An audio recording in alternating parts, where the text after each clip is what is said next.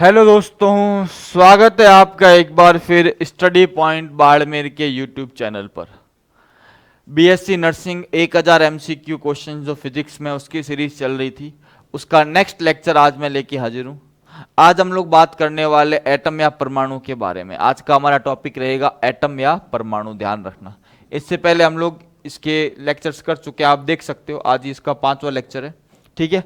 तो शुरू करते हैं आज का पहला क्वेश्चन। वीडियो को जल्दी से जल्दी लाइक करो, शेयर करो और चैनल को क्या करो, सब्सक्राइब करो।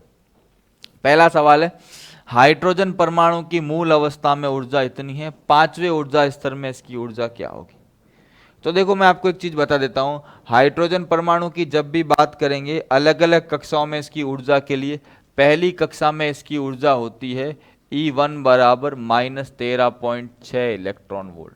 जो सूत्र है वो सूत्र क्या है हाइड्रोजन परमाणु के लिए? -13.6 बटा n² इलेक्ट्रॉन वोल्ट। दूसरी कक्षा की जब बात करूंगा क्या आएगी? -3.4 इलेक्ट्रॉन वोल्ट। और तीसरी कक्षा की जब बात करूंगा तो ध्यान रखना, इसमें 9 का भाग दोगे तो -13.6 बटा 9 लगभग आ जाएगा आपके -1.51 इलेक्ट्रॉन वोल्ट। चौथी कक्षा की बात करूंगा -0.85 इलेक्ट्रॉन वोल्ट। और पांचवी कक्षा की बात करूंगा -0.54 इलेक्ट्रॉन वोल्ट। तो ये अलग अलग कक्षाओं में इसकी ऊर्जा है जो आपको पता होनी चाहिए। तो यहाँ पर हमारा पांचवी कक्षा का आंसर क्या होगा? -0.54 इलेक्ट्रॉन वोल्ट। ये अपने को ध्यान रखनी है, नहीं तो आप सीधा निकाल सकते हो n² को डिवाइड करके। इसमें जैसे 1 को डिवाइड करना है, यहाँ किसको डिवाइड करेंगे? 4 को, यहाँ 9 को, यहाँ 16 को, यहाँ 25 को। ये आप निकाल सकते हो, ठीक है ना। तो ये पहला सिंपल सा सवाल है। आगे बात करते हैं। En बराबर -13.6 बटा n², ठीक है। प्रथम कक्षा व द्वितीय कक्षा, प्रथम कक्षा इलेक्ट्रॉन को प्रथम कक्षा से द्वितीय कक्षा में, प्रथम कक्षा से द्वितीय कक्षा में भेजने के लिए आवश्यक ऊर्जा। तो आप देखो, पहली और दूसरी कक्षा का डिफरेंस कितना है? पहली का 13.6, दूसरे का 3.4। पहली कक्षा -13.6 और दूसरी कक्षा -3.4। अब आप क्या करो, इसमें से इसको करोगे तो क्या करोगे? E2 माइनस E1 क्या हो जाएगा? E बराबर -3.4 माइनस यहाँ -13.6। 13.6 में से 3.4 गया, आंसर क्या आएगा? 10.2। तो उसको मैं 10.2 इलेक्ट्रॉन वोल्ट की ऊर्जा दूंगा तो वह क्या हो जाएगा? पहली कक्षा से दूसरी कक्षा में चला जाएगा। कुछ नहीं करना है, अंतिम माइनस क्या करना है? प्रारंभिक करना है। अंतिम माइनस प्रारंभिक करते ही आपका आंसर आ जाएगा, ध्यान रखना। हमेशा ये आपको पता होना चाहिए, अंतिम माइनस प्रारंभिक से आपका आंसर आ जाएगा। हमेशा इस बात का आपको क्या करना है? ध्यान रखना है। कोई विशेष करके अलग से आपको ज्ञात करने की जरूरत नहीं है। सीधा अंतिम माइनस प्रारंभिक करोगे, आपको आपका आंसर सीधा सीधा मिल जाएगा, ठीक है। आगे बात करते हैं हम लोग, ठीक है। सवाल नंबर तीसरा लेके आते हैं। हाइड्रोजन परमाणु में इलेक्ट्रॉन यदि तीसरी कक्षा से दूसरी कक्षा में संक्रमण करता है, हाइड्रोजन परमाणु में इलेक्ट्रॉन यदि तीसरी कक्षा से दूसरी कक्षा में संक्रमण करता है तो किस प्रकार से उत्सर्जित विकिरण की तरंग दैर्ध्य क्या होगी? तो उसके लिए एक फॉर्मूला है, 1/λ बराबर R 1/n1² माइनस 1/n2²। ये सूत्र अपने को ध्यान रखना है कि कहाँ बोल रहा है कि परमाणु तीसरी कक्षा से दूसरी कक्षा में क्या कर रहा है? संक्रमण कर रहा है। तो ध्यान रखना, कौन सी कक्षा से है कर रहा है? तीसरी कक्षा से। कर किस में रहा है? दूसरी कक्षा में। तो n1 का मान तो कितना हो गया? 2, और n2 का मान कितना हो गया? 3। तो क्या होगा? 1/λ बराबर R क्या होगा? 1/2 का स्क्वायर माइनस 1/3 का स्क्वायर। तो यहाँ सॉल्व करते हैं तो क्या होगा? 1/λ बराबर R क्या होगा? 1/4 माइनस 1/9। लसअप क्या आएगा बच्चों? लसअप आएगा 36। 36 में 4 का भाग 9 बार, 36 में 9 का भाग 4 बार। तो 1/λ बराबर क्या आ गया 5r बटा 36। तो लैम्डा बराबर क्या आएगा 36 बटा 5r। ऑप्शन देखो लैम्डा बराबर 36 बटा 5r, कौन सा ऑप्शन, सी ऑप्शन। ये सूत्र ध्यान रखना है। ये तीसरी मतलब अंतिम कक्षा से कौन सी कक्षा में आ रहा है, दूसरी कक्षा में आ रहा है, तीसरी से दूसरी में आ रहा है। हमेशा ये सूत्र आपको ध्यान रखना है।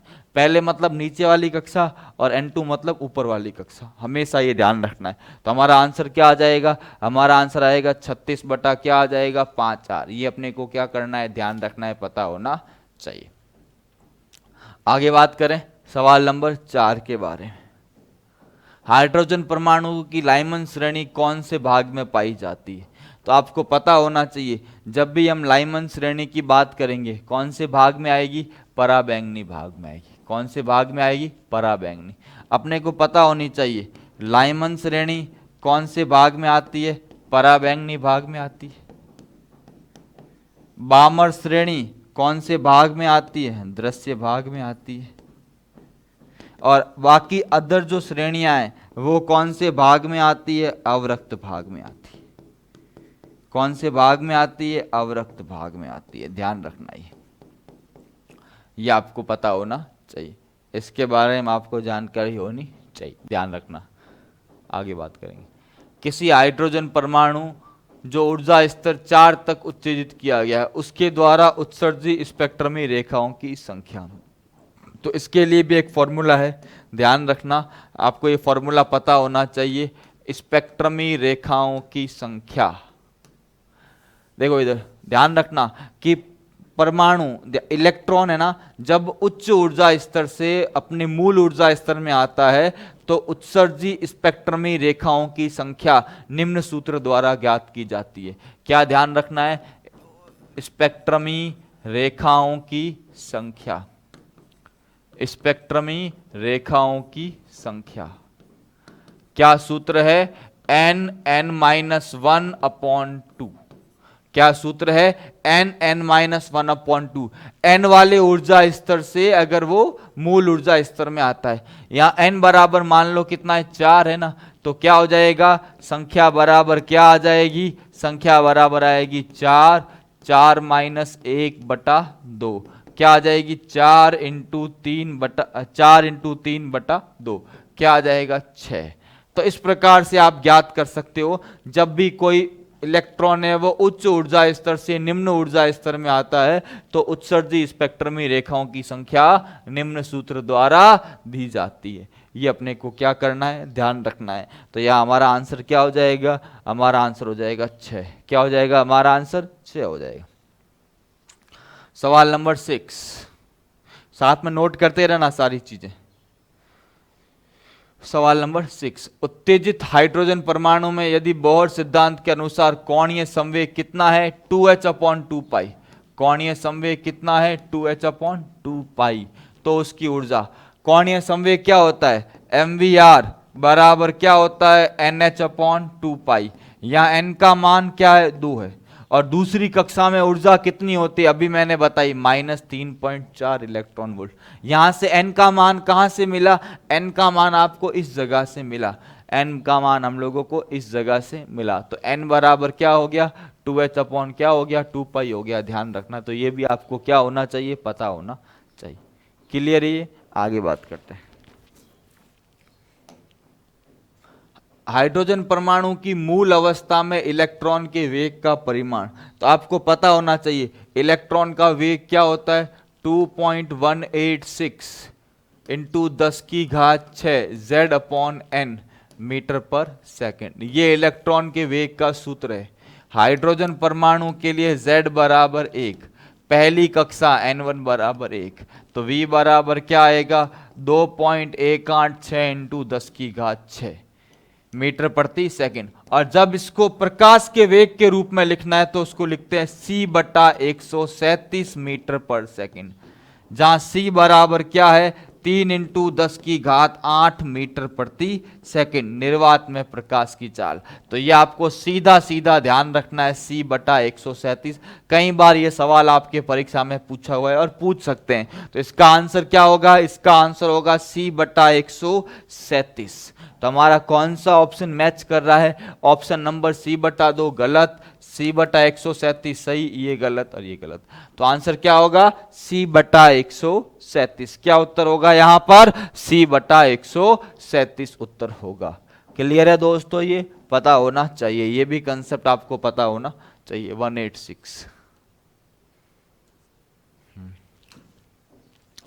हाइड्रोजन स्पेक्ट्रम में बामर श्रेणी कौन से भाग में होती है? अभी मैंने बताया था बामर श्रेणी कौन से भाग में होती है? दृश्य भाग में होती है। कौन से भाग में होती है? दृश्य भाग में होती है। हमेशा ध्यान रखना, बामर श्रेणी हाइड्रोजन स्पेक्ट्रम के दृश्य भाग में पाई जाती है। कौन से भाग में पाई जाती है? दृश्य भाग में पाई जाती है।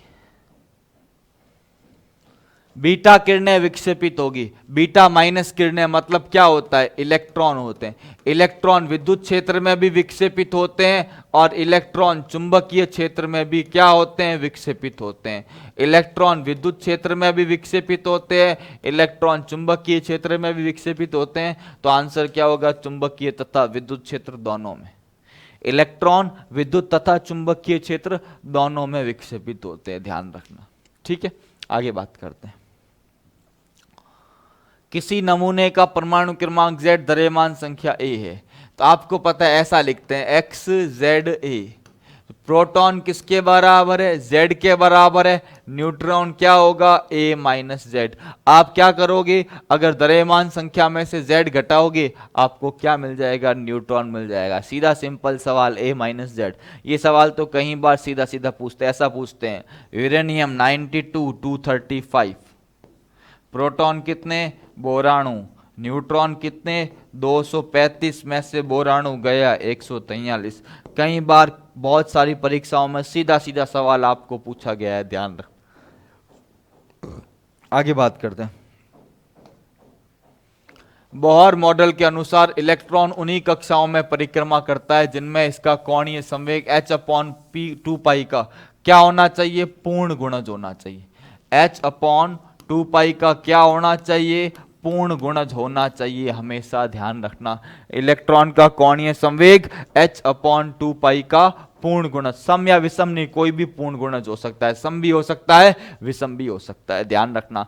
तो h/2π का क्या होना चाहिए? पूर्ण गुणज होना चाहिए। सवाल नंबर 12, रदरफोर्ड का प्रकीर्णन प्रयोग निम्नलिखित में से किसका अस्तित्व सिद्ध करता है?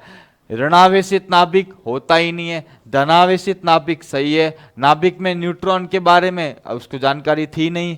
परमाणु धनावेशित के समविभाजन, ना ना ना। हमेशा किसके बारे में बताता है? धनावेश नाभिक के बारे में बताता है। ध्यान रखना, रदरफोर्ड का मॉडल धनावेशित नाभिक के बारे में बताता है, न्यूट्रॉन की जानकारी कभी भी वो नहीं देता है, ध्यान रखना। आगे बात करते हैं।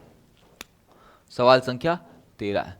परमाणु का नाभिक किससे बना होता है? प्रोटॉन भी होते हैं, प्रोटॉन न्यूट्रॉन दोनों होते हैं। तो आंसर क्या होगा? प्रोटॉन और न्यूट्रॉन दोनों। इलेक्ट्रॉन कभी नहीं होता, अल्फा कण कभी नहीं होता है। तो नाभिक किससे मिलके बनता है? प्रोटॉन तथा न्यूट्रॉन दोनों से मिलके बना होता है, ध्यान रखना। नाभिक प्रोटॉन तथा न्यूट्रॉन दोनों से मिलके बना होता है। हाइड्रोजन के तीसरे बोहर कक्षा की त्रिज्या, तो त्रिज्या के बारे में बात करना है तो क्या ध्यान रखना है? R बराबर 0.529, R बराबर 0.529, R बराबर 0.529 n² Z एंगस्ट्रॉम। ये सूत्र हमारे को पता है। किसके बारे में?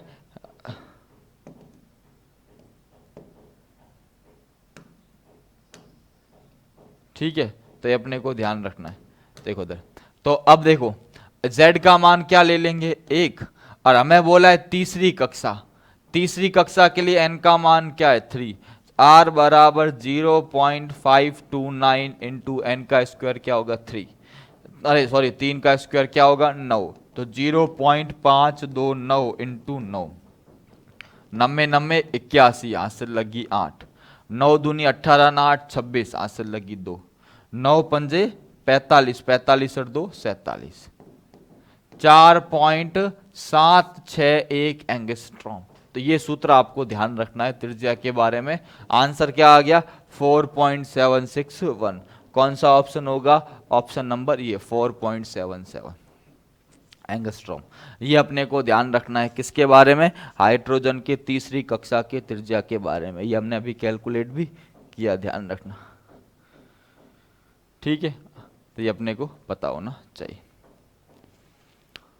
हाइड्रोजन परमाणु में इलेक्ट्रॉन का न्यूनतम कोणीय संवेग, कोणीय संवेग क्या होता है? NH/2 ठीक है। तो MVR बराबर NH/2 या L बराबर NH/2। न्यूनतम के लिए n बराबर 1 करोगे तो L बराबर क्या आएगा? H अपॉन क्या आ जाएगा? 2 तो हमारा आंसर क्या आएगा? H अपॉन क्या आ जाएगा? 2 सी आंसर आ जाएगा H/2। ध्यान रखना, H/2, ध्यान रखना, पता होना चाहिए। आगे बात करें, जब हीलियम का एक परमाणु 2 इलेक्ट्रॉन खो देता है, क्या देता है? खो देता है, तो किस में बदल जाता है? अल्फा कण। क्योंकि अल्फा कण वास्तव में क्या होता है? अल्फा कण वास्तव में हीलियम का क्या होता है? नाभिक। तो ध्यान रखना, इसको लिखते हैं 2He2। इसमें 2 प्रोटॉन होते हैं और 2 ही न्यूट्रॉन होते हैं। इलेक्ट्रॉन क्या कर देता है? खो देता है, तो वह क्या बन जाता है? अल्फा कण बन जाता है। क्या बन जाता है? अल्फा कण बन जाता है। ध्यान रखना हमेशा। सवाल नंबर 17, हाइड्रोजन स्पेक्ट्रम के दृश्य क्षेत्र का सर्वप्रथम अध्ययन किसने किया? बामर ने। स्पेक्ट्रम का सबसे पहले अध्ययन ही किसने किया है? बामर ने किया है। किसने किया है? बामर ने किया। ध्यान रखना, बामर रेखा दृश्य क्षेत्र में पाई जाती है। हाइड्रोजन की प्रथम कक्षा में ऊर्जा 13.6, दूसरी कक्षा में इसकी ऊर्जा अभी मैंने बताया 3.4 इलेक्ट्रॉन वोल्ट। कितनी होगी? 3.4। माइनस की होती है क्योंकि उसके ऊपर आकर्षण बल कार्य करता है। रिडबर्ग नियतांक ध्यान रखना हमेशा 1/λ से बराबर R, ये सूत्र होता है। अब यहां पर N1 N2 का तो कोई मात्रक है नहीं, तो R जो है वो क्या है? R है रिडबर्ग नियतांक। R क्या है? रिडबर्ग नियतांक। ये हमेशा लैम्डा का क्या होता है? व्युत्क्रम होता है। तो आंसर क्या होगा? Metre inverse. क्या आंसर होगा? Metre inverse. बहुत बार सवाल पूछा गया है, रिडबर्ग नियतांक का मात्रक क्या होता है? इसका मात्रक मीटर इनवर्स होता है। तो 19 से सवाल थे इस चैप्टर के बच्चों। आगे हम बात करेंगे। आज के लिए इतना ही रखते हैं, अगली क्लास में और नए क्वेश्चन लेके आपके सामने हाजिर होऊंगा।